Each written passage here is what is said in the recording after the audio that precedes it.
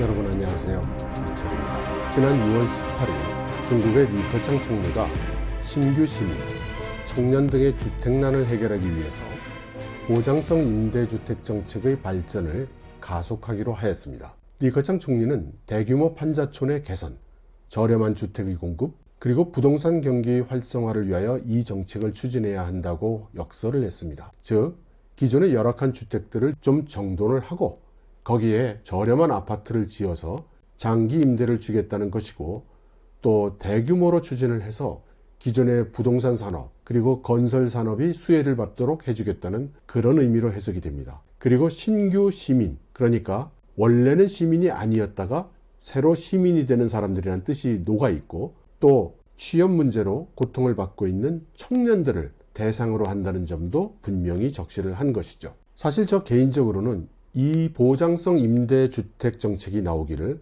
이제나 저제나 하면서 기다리고 있던 차입니다. 왜냐하면 제14차 5기년 계획이 나오기 전부터 중국 여러 곳에서 이런저런 정책 논의가 있었는데, 그때 이 보장성 임대주택이라는 개념이 여기저기서 나왔기 때문입니다. 그리고 만일 성공만 할 수 있다면 중국이 현재 겪고 있는 여러 가지 문제를 해결해 줄 수 있는 그런 아주 중요한 핵심적인 정책이 될 수도 있을 것 같다는 이제 그런 인상을 받았기 때문이죠. 그리고 저 개인적으로는 만일 이 보장성 임대주택 정책이 성공할 수 있다면 아마도 그 파급 효과는 전 세계에 끼칠 것이라고 생각합니다. 아무튼 이건 저 개인적인 흥분이고요. 이것은 좀 옆으로 치워두고 보도된 내용을 조금 더 살펴보죠.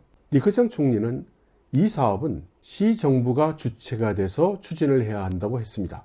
그리고 시장 세력의 참여를 유도해야 된다고 했죠. 또한 재정 지원을 장려해서 임대료가 시장 수준 이하인 소규모 저렴한 임대주택의 공급을 늘려야 한다고, 그리고 분명하게 요청했다라고 보도가 되어 있습니다. 이 내용대로라면 보장성 임대주택은 주로 도시에서 만들어지는 것이죠. 시정부 보고 총대를 메고 집행을 하라고 했으니 말입니다. 그리고 여기서 시장 세력의 참여라고 한 것은 바로 부동산 기업이라든가 건축업자라든가 인테리어를 한다든가 이렇게 민간 사업자들을 말하는 것입니다. 거꾸로 말하면 시정부에서 관공서 사업으로 추진하고 시정부와 연관이 있는 그런 국유기업에서 도맡아서 계약하고 이런 식으로 추진하지 말라는 그런 뜻으로도 해석할 수 있습니다. 그러므로 시정부는 가급적 값싼 토지를 제공한다든가 이렇게 본인이 할 수 있는 데 역량을 집중하고 실제로 건물을 짓는다든가 판매를 한다든가 이런 것들은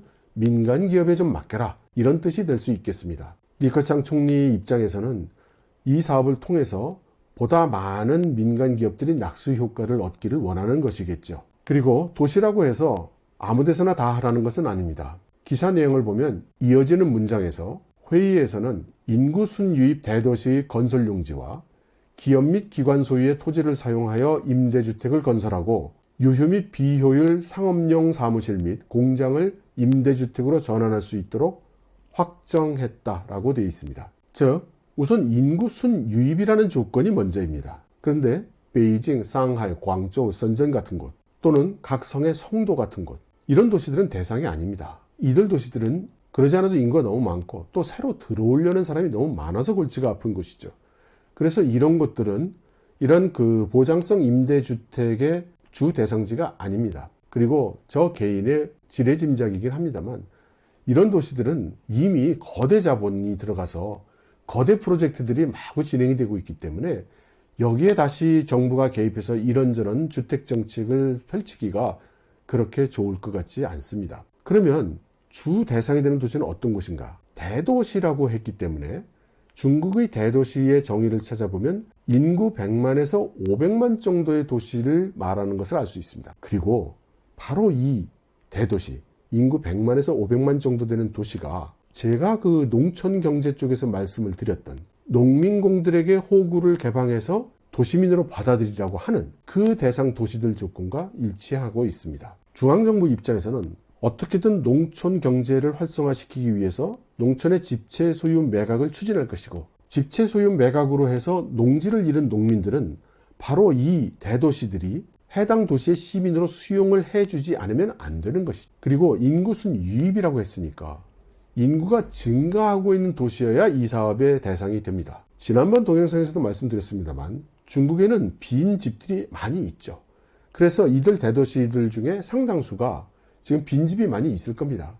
그런데 또다시 보장성 임대주택 사업을 하는 것은 합리적이지 않겠죠. 그런데 말입니다. 그래서 우리 시정부에서는 보장성 임대주택 사업을 하지 않는다. 이렇게 하게 되면 중앙정부의 국책사업에서 빠지는 도시가 되고 또 관련된 사업이 없어지기 때문에 관련된 예산도 받을 수가 없게 됩니다. 그리고 하는 일이 별로 없으니 이 시정부의 공무원들이 인사고과를 좋게 받기는 어렵겠죠. 그래서 각 시정부의 공무원들은 방법을 생각해서 이 사업에 참여하는 편이 본인들의 이해관계에 더 도움이 될 것입니다. 그러면 어떻게 해야 되느냐?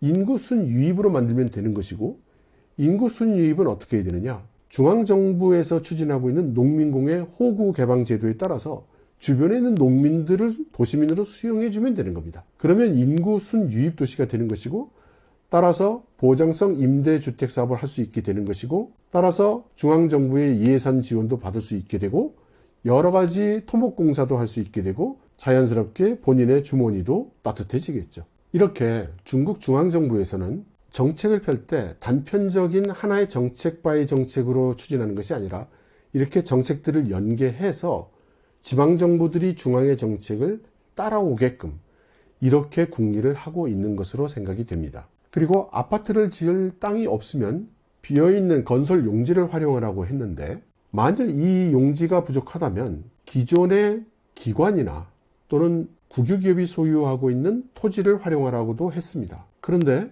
이미 지어놓은 농업용 또는 공업용 건물들을 임대 아파트로 전환해서 사용할 수 있도록도 했죠. 그러니까 상가 건물 지어놨는데 임대가 안 나가고 있거나 공장이나 창고를 지었는데 잘 안 나가고 있으면 그걸 개조해서 아파트로 만들어서 그것을 보장성 장기 임대주택으로 활용을 하라는 것입니다. 그런데 우리나라도 그렇겠지만 중국에서 말입니다. 창고 건물의 가치와 아파트의 가치는 천지차이죠. 공장의 가격과 아파트의 가격 차이도 천지차이입니다. 상업용 건물과 아파트의 가격 차이도 엄청나죠. 다시 말해서 상업용 건물이나 공업용 건물을 임대 아파트로 개조해서 사업을 할 수 있게 해준다는 것은 매우 큰 특혜인 것입니다. 그러니 각 지방정부에서는 빈 건설 용지가 있다 하더라도 그거부터 활용할 것 같지는 않습니다. 이미 지어놓은 상업용 건물이나 공업용 건물, 공장이나 창고가 있으면 이거를 뚝딱뚝딱 아파트로 개조를 해서는 이것부터 임대를 하겠죠. 그리고 어쩌면입니다. 원래는 아파트를 지을 수 없는 공업용지에 대충 얼렁뚱땅 창고를 지어놓은 다음에 이게 잘 임대가 안 나가기 때문에 아파트로 개조해서 임대를 주겠습니다. 이런 식으로 사업을 할지도 모르겠습니다. 그렇지만 지금 중국의 취약계층이 살고 있는 주거 환경이라는 것이 너무나 열악합니다. 방 한 칸에 전 가족이 함께 사는 경우도 많거니와 혼자 사는 사람들의 경우에는 침대 한 칸을 빌려서 생활하는 사람들도 엄청 많거든요. 이런 사람들 입장에서는 비록 좀 열악하다 하더라도, 누가 좀 자기 뱃속을 채운다 하더라도 저렴한 가격에 자기 한 몸, 자기 한 가족을 안돈시킬 수 있는 그런 주택이 제공될 수 있다면 불평할 입장은 안 될 것 같습니다. 그리고 리커창 총리가 앞서 이야기한 대로 시장 가격보다 그 임대료가 낮아야 된다고 했으니까 이런 상업용, 공업용 건물을 이용한다면 충분히 낮추고도 남음이 있겠죠. 사실 공업지대에 있는 창고나 공장을 개조를 해서 그것을 임대 아파트로 만들어서 임대를 해준다면 그 지역에서 일하는 노동자들 입장에서는 아주 선호하는 하나의 선택지가 될 수 있다고 생각을 합니다. 출퇴근도 가까울 것이고 무엇보다도 비용이 싸다면 말이죠. 이렇게 정부가 리드해서 보장성 임대주택 사업이 시작된 후에 이 사업이 성공하려면 민간의 참여가 필수적입니다. 그리고 민간이 참여하기 위해서는 시장성, 타당성이 입증이 돼야죠. 아무튼 쉬운 일은 아니겠지만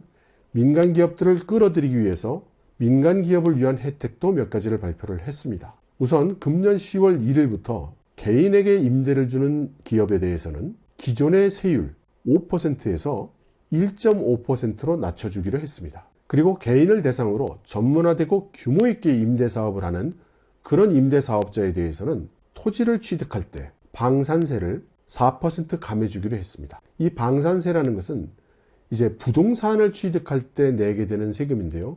우리나라의 취득세와 비슷하다고 보시면 될 것 같습니다. 그러면 이 야심찬 보장성 임대주택 정책이 중국 정부에서 어느 정도 무게를 가지고 어느 정도로 의지를 가지고 추진을 할까요? 아직은 퀘스천 마크입니다. 우선 발표자가 리커창 총리인 점은 고무적인 것이지만 이번 회의의 참석자가 누구였는지에 대해서는 거론하지 않았습니다. 그러니까 오롯이 리커창 총리가 발표한 것으로 되어 있는 것이죠. 사실 생각해보면 료호 부총리 같은 경우에는 원래 맡고 있는 영역이 금융인데 요즘 3세대 반도체 사업도 맡고 여러 가지로 힘이 점점 쌓여가고 있어서 리커창 총리가 이래라 저래라 할 수 있는 입장이 아닐 수도 있을 것 같습니다. 그리고 리커창 총리와 같은 계보에 있는 후춘화 부총리 같은 경우는 지금 경쟁 파벌에게 너무나 많이 압박을 받아서 가끔밖에는 목소리를 내지 못하고 있는 그런 상황이죠. 이번 보도에는 회의하는 모습 사진조차 없었습니다. 그러니까 모양새로만 보면 리커창 총리가 총대를 메고 국무원에서 추진하는 정책으로 생각이 됩니다.